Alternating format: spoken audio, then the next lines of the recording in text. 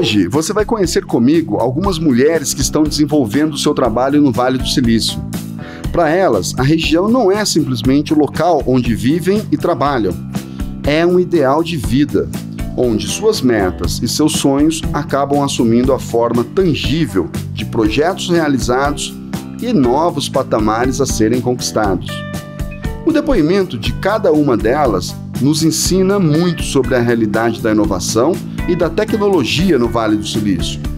Ainda mais porque todas, sendo brasileiras, compartilham conosco um ponto de vista que tem relação direta com tudo que nós queremos saber sobre como é trabalhar e se desenvolver no maior centro de inovação do mundo. Cara, que legal! Nós estamos aqui no Vale do Silício e você já sabe, eu tenho falado com muitos brasileiros aqui no Vale do Silício. Agora, algo surpreendente, algo que me trouxe bastante felicidade foi saber que a Fernanda está aqui também no Vale do Silício, ajudando as empresas brasileiras através de uma instituição chamada Apex Brasil. Ah, muito bem. Você está aqui desde 2014, né? Correto. Conta a sua história pra gente. Você veio da onde?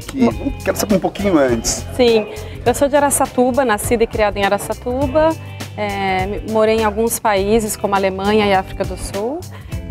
Antes de me mudar com meu marido aqui para o Vale do Silício. Então, quando eu cheguei em 2014, eu apliquei para o processo seletivo da Apex Brasil, que é a agência de promoção, agência brasileira de promoção, exportação e atração de investimentos. E aqui estou desde então. 2014. Desde 2014, ajudando aí empresas brasileiras e startups brasileiras nessa jornada empreendedora de inovação aqui no Vale do Silício. Coisa mais linda, né? Saber que uma instituição governamental, né, está fazendo isso. O pessoal tem um pouco costume de ficar falando mal de governo, essa coisa toda, e esquece de ver uma instituição como essa fazendo tudo que vocês têm feito, né? Aliás, o que você tem feito? Então, a Apex Brasil está presente em mais de 10 países hoje. Nós somos 2 escritórios aqui nos Estados Unidos e parte do nosso portfólio de serviços, vou colocar assim, é o apoio à empresa brasileira na exportação, na internacionalização e na captação de investimento no exterior. E o escritório de São Francisco, bem particularmente, trabalha muito com as startups brasileiras, então empresas brasileiras que estão buscando inovar, que estão buscando entrar nesse mercado, né, do Vale do Silício de tecnologia e que querem captar investimento aqui com os Venture Capitalists. O escritório aqui em São Francisco está à disposição para atender essas empresas. Nós estamos localizados aqui na Rocket Space, onde a gente está, que é um espaço de coworking famoso aqui no Vale, porque muitas empresas como Uber, Spotify, Zappos ficaram aqui. Passaram por aqui, é? Passaram por aqui. Então o lugar por si só de ter uma energia boa. Sim, tem uma história de sucesso para contar. E então nós estamos aqui desde 2013 com o nosso escritório e as empresas brasileiras podem inclusive ficar incubadas aqui com a Apex Brasil, né, por um valor bem subsidiado e fazer parte desse mundo da Rocket Space. O caso de Fernanda Bacher é muito sintomático. Além de trabalhar para contribuir com o desenvolvimento de empresas brasileiras num eixo que prioriza a qualidade e a inovação, ela também se desdobra numa função executiva decisória num projeto que promove eventos e discussões sobre o papel das mulheres latinas no campo da inovação, do empreendedorismo e da tecnologia. E nesse projeto ela trabalha com a mesma disposição com quem se entrega ao desenvolvimento de empresas na Apex. Inclusive ao lado da vice-presidente de logística de uma empresa também muito ligada a tudo que é inovador. Uma empresa, aliás, que muita gente identifica como sendo o próprio espírito da inovação. Sou uma das diretoras da organização chamada Latinas in Tech. É uma organização sem fins lucrativos, que nasceu em 2014 de uma forma bastante informal. Mulheres latinas que trabalhavam aqui na região do Vale do Silício, em empresas de tecnologia do Vale. A gente começou a sair para se conhecer, para beber um vinho, para se conhecer, trocar figurinha, entender como uma poderia ajudar a outra. Esse grupo começou em 2014, nós éramos talvez 15, 20 meninas e aos poucos a gente foi crescendo. novas latinas, e isso a gente considera mulheres latinas nascidas nos Estados Unidos, mas também imigradas, né, como eu que vim do Brasil, outras mulheres também de outros países latino-americanos, a Espanha e Portugal. E essas mulheres, então, a gente começou a atrair pessoas que trabalhavam na Uber, Facebook, Google, e todo mundo começou a querer trazer conteúdo de como nós, mulheres, podemos nos ajudar e crescer nas nossas carreiras como mulher latina em empresas de tecnologia no Vale do Silício. Então, assim, eu conheço uma pessoa que trabalha no departamento de marketing, assim como você, acho que vocês devem se conhecer. E aí essa roda começou a gerar e cada vez mais meninas, uma atrás da outra. E hoje tem designer, tem investidora, tem VP de logística da Apple, assim, tem várias mulheres super bem-sucedidas, outras ainda no começo da sua carreira, e a gente vê que a gente está atraindo cada vez mais mulheres nessa vontade mesmo de conseguir se ajudar, já que não tem muita gente. É engraçado, aqui no Vale, muito homem tem mentor. E as mulheres, a gente estava meio...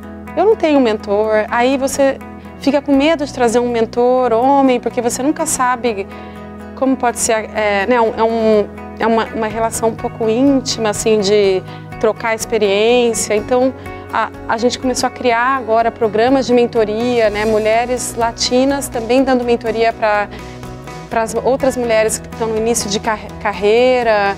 E agora a gente fez a gente realmente se tornou grande, eu diria.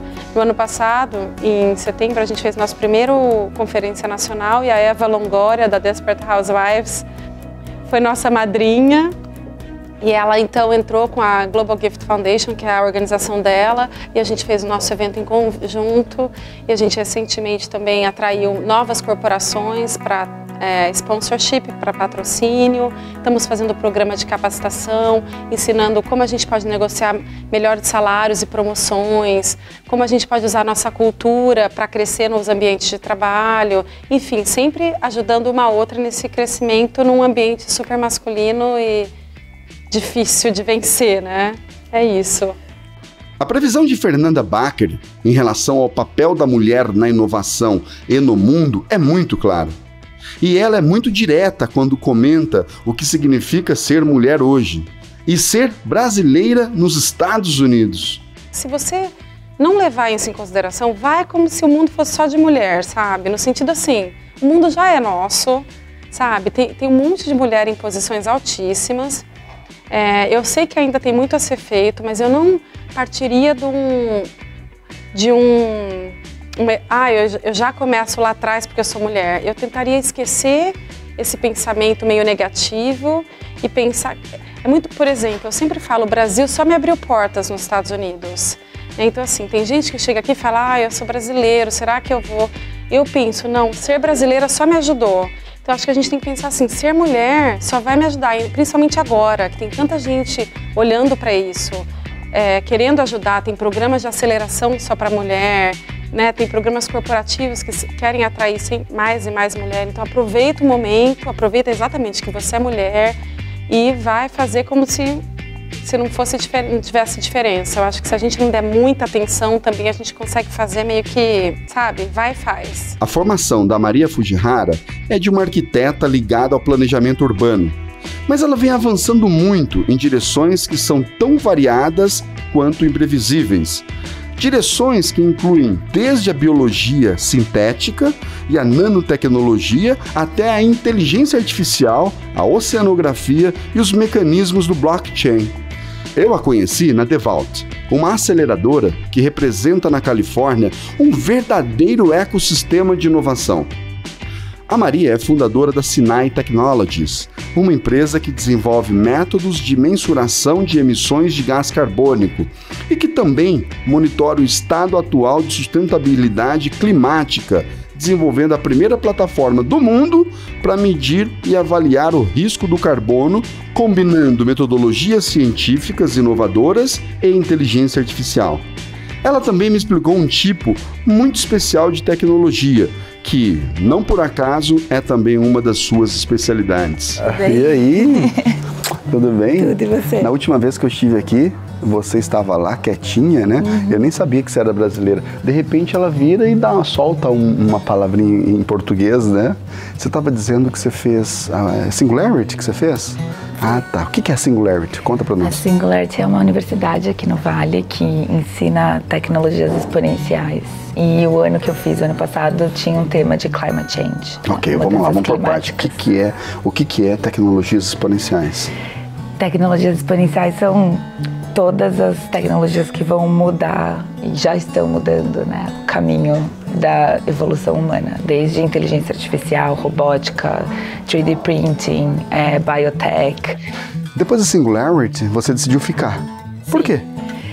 Bom, porque foi quando na Singularity eu comecei com a ideia do meu projeto, que virou uma empresa, e agora depois eu saí de Mountain View, me mudei para São Francisco e faz 5 meses que eu tô morando em São Francisco agora, tocando a minha empresa, abrindo. Meu sócio é brasileiro, mas mora aqui no Vale, mora em Berkeley, mora em San Diego, na verdade, e fica em Berkeley.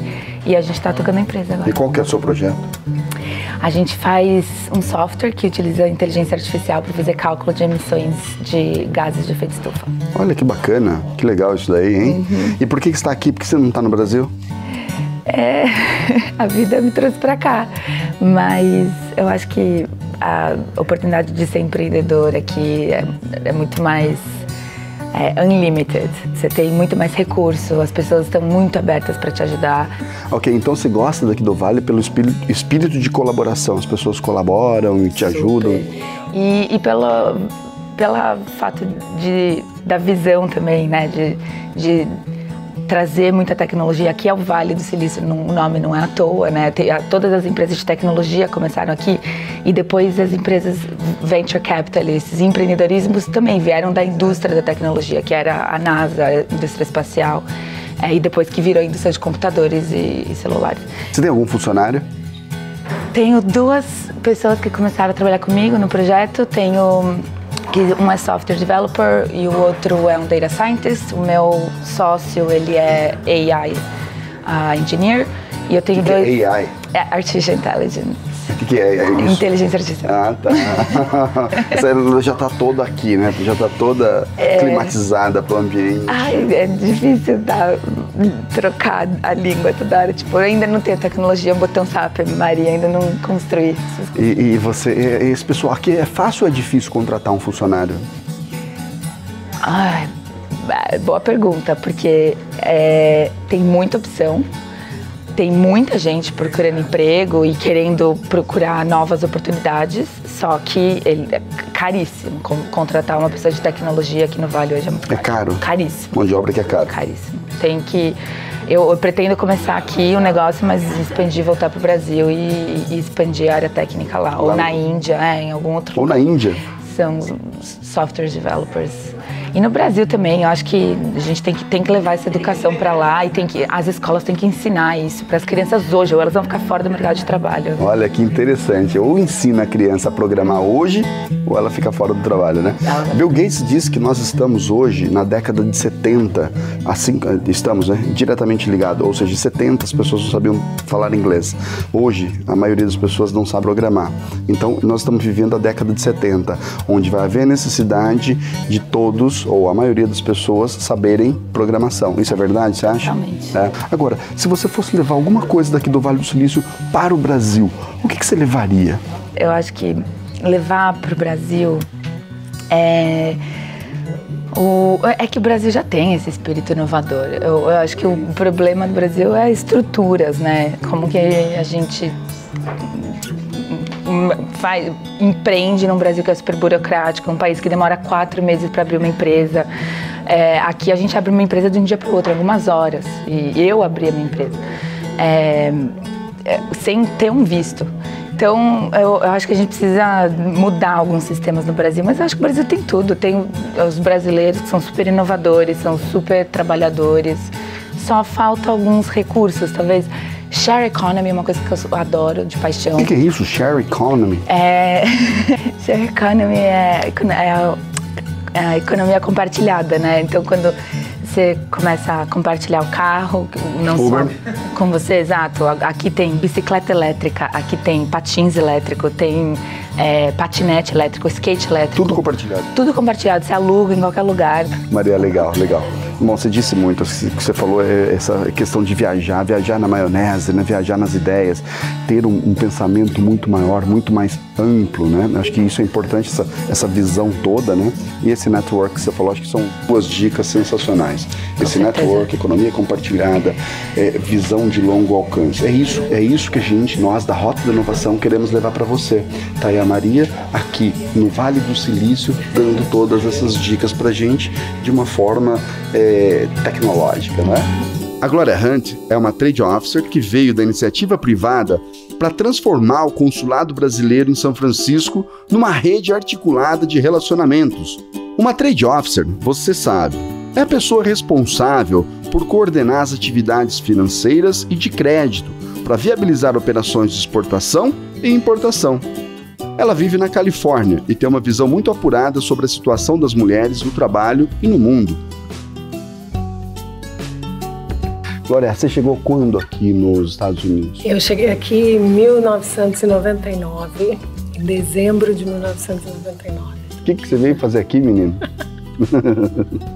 Bom, eu casei com um americano. Eu vim namorar. Você casou lá ou aqui? Eu casei aqui, eu conheci o meu marido no Brasil, lá, 6 anos antes. Olha. De eu vir pra cá, a gente ficou amigo, assim, meio correspondência. Não por correspondência, enfim, nós tínhamos pessoas em comum entre a gente. Comecei a ir em eventos. Aqui você tem eventos, se você quiser ir a 6, 7 eventos por dia, você consegue. Tem muito evento, de tudo que você possa imaginar. E eu comecei a ir em eventos e a conhecer as pessoas daqui, brasileiros daqui. Que legal! E aí eu comecei a me interessar por esse mundo de tecnologia. 1 ano e meio atrás, eu então comecei como Trade Officer no Consulado Brasileiro em São Francisco. E hoje então você está no consulado? E hoje eu estou no consulado eu vim com a esperança de poder impactar um número maior de brasileiros. Que legal! Aumentar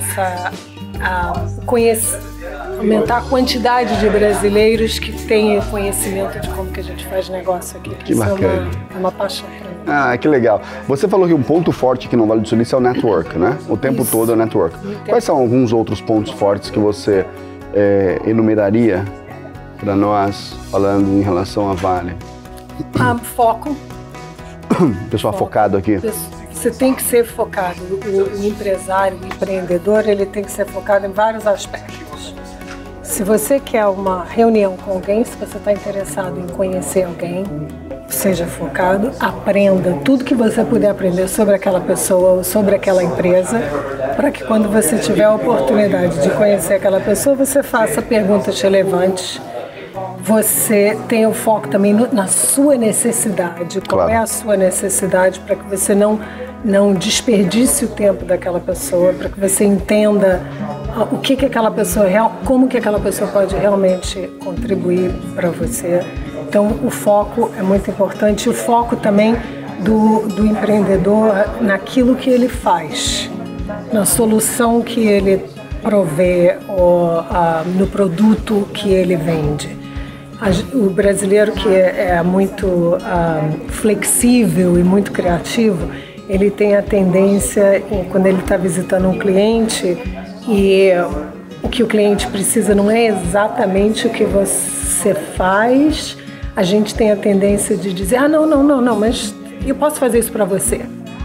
Aqui não, o empreendedor tem foco, então ele diz, então isso aí eu não posso fazer para você. Então, como ele desenvolve a solução dele muito focado direto naquilo que ele tem que desenvolver, ele tem mais oportunidades de escalar ou ser bem sucedido, porque ele tem uma solução, ele tem um produto, ele não tem um serviço. A Glória Hunt é a primeira a reconhecer o papel fundamental das mulheres no Vale do Silício e no mundo. Mas sua perspectiva em relação a essa questão não é 100% otimista. Bom, pelo menos ainda. Aqui existe uma preocupação muito grande dentro das empresas, no estatuto das empresas e tudo mais, de ter certeza de que as mulheres estão sendo tratadas corretamente. Eu nunca me senti diminuída por ser mulher ou por ser brasileira latina, mas isso em ambientes de trabalho. O que já aconteceu comigo foi logo que eu me mudei para cá. O meu marido é americano e tem muito orgulho de eu ser brasileira. Ele é do tipo ufanista do Brasil, acha que tudo do Brasil é melhor, que a música é melhor, que o clima é melhor, tudo do Brasil é melhor. Então ele sempre me apresentou como, essa é minha mulher brasileira do Rio de Janeiro. E no início tinha gente que a gente vê que não é gente com uma mentalidade muito cosmopolita e que dizia para mim assim, oh, how exotic. Oh, so you might like carnivals. Então tinha um pouco um ranço da imagem do turismo sexual do Brasil. Isso é uma coisa que eu senti e às vezes eu sinto em áreas em que as pessoas não são assim muito cosmopolitas. Aqui, em ambiente de trabalho, eu nunca senti isso. Como eu falei, pode ser um caso ou outro de uma pessoa que te trata assim, porque você vê que é uma pessoa que não está acostumada em estrangeiros como a gente está acostumada aqui. Mas não há dúvida nenhuma que para as mulheres que são empreendedoras, que estão ali no dia a dia e estão tentando crescer a imagem delas, de que existe um preconceito e que existe a ideia de que elas não são tão capazes quanto os homens, existe a dificuldade das mulheres negociarem os seus salários. É uma dificuldade que ainda existe entre as mulheres e que as empresas também não facilitam isso. Então, não há dúvida nenhuma de que a gente tem um caminho aí para percorrer até que as coisas fiquem realmente iguais. Eu falaria para elas, primeiro, terem na cabeça de que elas são capazes e iguais a qualquer outro ser humano, seja lá qual for o sexo, a cor, de onde que elas vieram. Mas tenham em mente de que a gente está ainda lutando por um lugar ao sol. Então é meio contraditório. Haja como se nada houvesse, mas de outra maneira arregace as mangas e se unam com outras mulheres e a gente está ainda brigando pelo nosso lugar ao sol. E briguem, essa é uma briga que eu gosto. As mulheres brasileiras que trabalham e vivem no Vale do Silício são um exemplo de como se superar pode ser também outra forma de inovação. Elas vieram para o Vale, se instalaram aqui, se dedicaram muito a compreender os mecanismos e a lógica da inovação e vêm vencendo cada um dos desafios que têm enfrentado. Ao contar suas histórias, essas mulheres podem ser uma fonte de informação e de inspiração para cada um de nós e podem provar que inovar também é um estilo de vida.